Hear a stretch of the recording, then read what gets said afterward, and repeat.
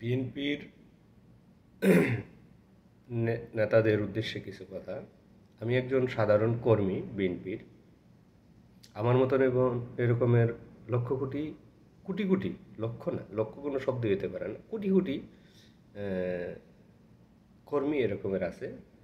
আপনাদের মিষ্টি মাখা পোতাইল মার্কা বক্তব্য পছন্দ করে না। আরে আপনারা তো জনগণের ভোটে এমনি ক্ষমতায় যেতে পারবেন, কাউকে তেল মাইরা যাওয়ার তো প্রশ্নই আসে না। এই তেল মাইরা তো পিছনে পড়তেছেন আপনারা। ইউনুসগঞ্জদেরকে তেল মারার কোনো প্রশ্নই আসে না। এনসিপি যেখানে খুশি সেখানে তারা দায়িত্ব পালন করতে পারে, কাউকে দায়িত্ব দিতে পারে। আর ইশরাক আদালতের মাধ্যমে মেয়র পদ পাইছে।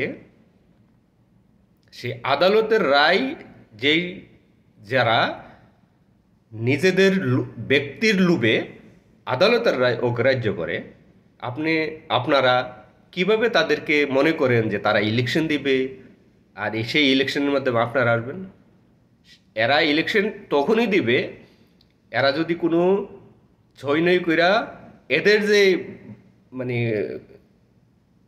বানানো যে একটা দল, ন্যাশনাল চট্টগ্রাম পার্টি অথবা ন্যাশনাল চিলড্রেন পার্টি অথবা ন্যাশনাল সিটার পার্টি, এই পার্টিকে যখন আনার ব্যবস্থা করতে পারবে, অথবা জামাতকে ল্যাংমেরা বিরোধী দল বানাইতে পারবে, তখনই এরা ইলেকশন দিবে।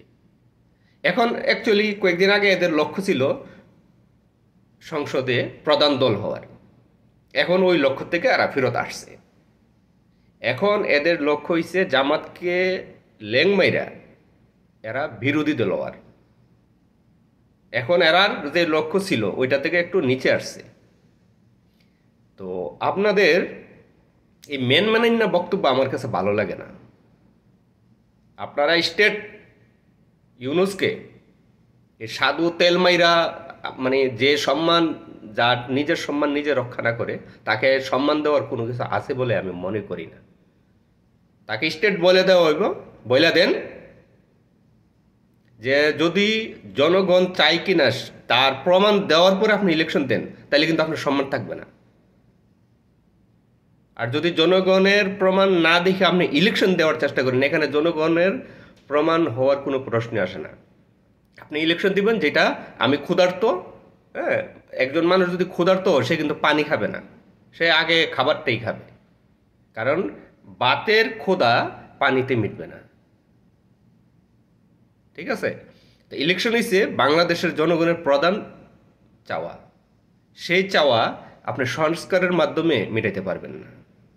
এই কথাখান যদি ইউনুসকে বলা হয়, সে লুবি, আমি জানি সে এগুলি বুঝবে না। বুঝানোর ব্যবস্থা হয়েছে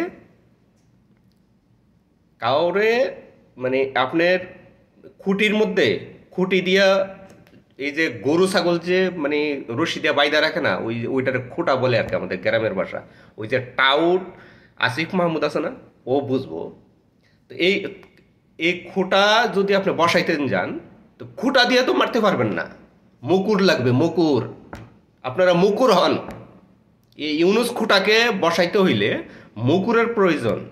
আপনারা মুকুর হন না কেন?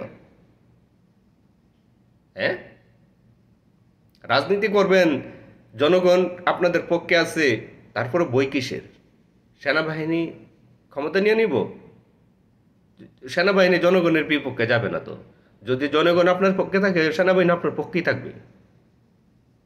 জনগণ যখন হাসিনার বিপক্ষে গেছে, সেনাবাহিনী বুঝতে পারছে সেনাবাহিনী কি হাসিনার পক্ষে ছিল?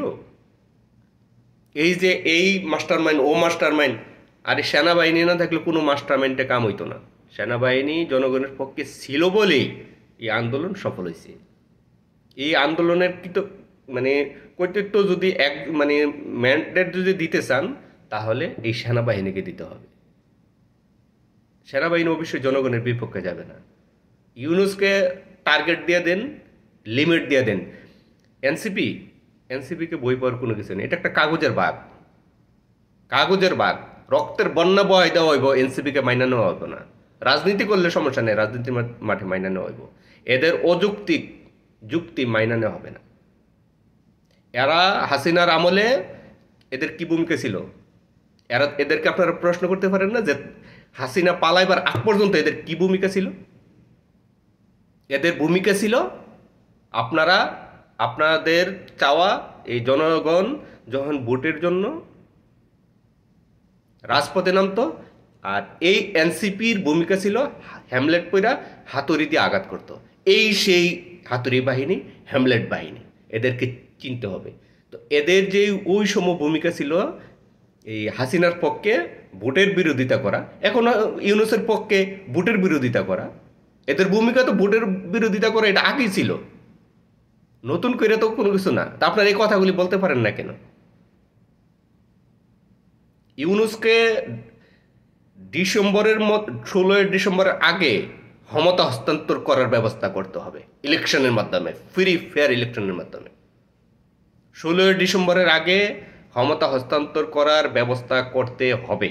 16 ডিসেম্বরে নতুন সরকার এই দেশের স্বাধীনতা সাথে একসাথে আমরা আনন্দ উল্লাস করব, সেটা বলে দিবেন।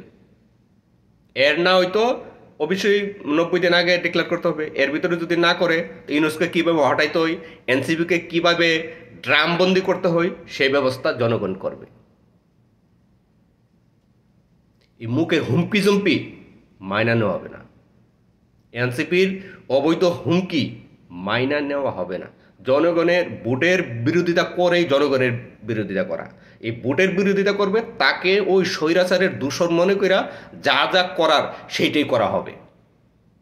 ভোটের বিরোধিতা যে করবে তাকে হাসিনার দূষণ মনে করা, যা যা করার জনগণ তা তাই করবে। আল্লাহ হাফেজ।